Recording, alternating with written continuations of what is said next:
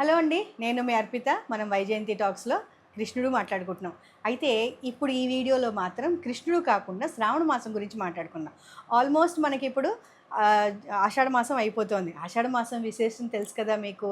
బోనాలు, అమ్మవారు. మనం ఎంత అమ్మవారిని ప్రార్థించి తలా ఒకళ్ళు అండి. బోనాలంటే ఏదో ఈ ప్రాంతం వాళ్ళే చెయ్యాలి, ఆ ప్రాంతం వాళ్ళే చెయ్యాలనేది ఏం లేదండి.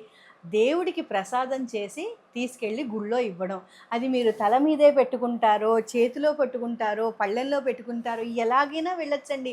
ఆ ప్రసాదం తీసుకెళ్ళి అమ్మవారికి ఇవ్వడం అంతే దాని యొక్క విశేషం. మనకి బోనాలు కథ, మనకు ఉజ్జయిని మహంకాళి గుడి సంగతి మనకు తెలిసిందే కదా. అదేంటి కలరా ఇదే మొత్తం స్ప్రెడ్ అవుతే ఆ కలరాని తీసేయడం కోసమని అమ్మవారు చెప్పారు మహంకాళి జాతర చేయమని.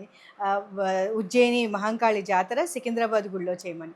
ఆవిడకి ఒక్కతికే కాదండి, మన హైదరాబాదులో గోల్కొండలో చేస్తారు, లోవర్ ట్యాంక్ బండ్ చేస్తారు, అన్ని గుళ్ళల్లోనూ మనకి బోనాలు చేస్తారు. దీనికల్లా మనం చేసిన ప్రసాదాన్ని తీసుకెళ్ళి అమ్మవారి దగ్గర పెట్టడం అండి. దీనికి ఉన్న ప్రత్యేకత ఏంటంటే, మామూలుగా కూడా మనం ఇంట్లో ప్రసాదం పెట్టుకుంటాం కదా, మీరు గమనించుంటారు. ఆ ఎనర్జీ ఉంటుంది చూసారా, దేవుడి గదిలో ఎనర్జీ ఉంటుంది చూసారా, ఆ ఎనర్జీ వచ్చి మన ఈ వండుకున్న పదార్థంలోకి వెళ్తుందండి. మీరు గమనించండి. అలా రోజు చేసేవాళ్ళకి ఎలాంటి అనారోగ్యం జరగదండి, రాదండి, అది మాత్రం గ్యారంటీ.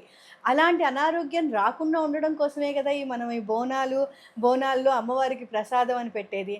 అందుకని ప్లీజ్ అందరూ వెళ్ళి మీకు చేతనైనంత, గుడికి వెళ్ళలేకపోయారా పర్వాలా, అంత పెరుగన్నమో, అంత అదేంటి పరమాన్నమో ఏదో ఒకటి తయారు చేసి ఇంట్లో అమ్మవారి దగ్గర నైవేద్యం పెట్టండి. అదే మీరు ఇంట్లో అందరూ తినండి. అది కూడా మనం బోనాలు ఇచ్చినట్టే అవుతుంది. దీనిలో ఏమి అలా కుండ పట్టుకొని తల మీద పెట్టుకొని ఊరేగింపుగా వెళ్ళి దేవుడి దగ్గర అమ్మవారి దగ్గర పెడితేనే కాదు, అలా కుదిరని వాళ్ళు ఏం చేస్తారండి, చక్కగా ఇంట్లో పెట్టుకోండి. ఈ నెల మొత్తం మీరు అలా పెట్టుకోవచ్చు. అమ్మవారికి పాయసాన్న ప్రియ కదా, చక్కగా పాలతో అన్నాన్ని అదేంటి ఉడకపెట్టి బెల్లం వేసి చక్కగా మీకు ఏమేమి కావాలో అవన్నీ అందులో వేసుకోండి. డ్రై ఫ్రూట్స్ వేసుకోండి, నెయ్యి వేసుకోండి, అన్నీ వేసుకోండి. నైవేద్యం మాత్రం పెట్టి అది మీరు మీ ఇంట్లో వాళ్ళు తినండి. మీ ఇంటిల్లిపాతికి ఆరోగ్యం కలుగుతుంది. ఇందులో మాత్రం ఎటువంటి డౌట్ లేదండి. మనం కరోనా పీరియడ్లో మనం చూసాము, అందరం ఇంట్లోనే ఉన్నాము, ఎవరికి కలవకుండా ఉన్నాం. కానీ ఆ మహా నైవేద్యం పెట్టుకున్న ఇంట్లో నైవేద్యం పెట్టుకున్న వాళ్ళందరూ చాలా ఇదిగా ఉన్నారండి. దాంట్లో నేను కూడా ఒక నిదర్శనం. మా ఇంట్లో ఎవరికీ కరోనా అంటలేదు, దేవుడు మేలు చేసి. అట్లాగే ఎందుకు అనంటే ఆ పవర్ అంతా మీకు అన్నంలోకి వస్తుందండి, మీకు ఆ ఎనర్జీ అంతా అన్నంలోకి వస్తుంది. అందుకని ప్లీజ్ మీరందరూ ఈ ఆషాఢ మాసంలో తప్పకుండా బోనం అమ్మవారికి ఇవ్వండి. అవును కదండి. Thank you.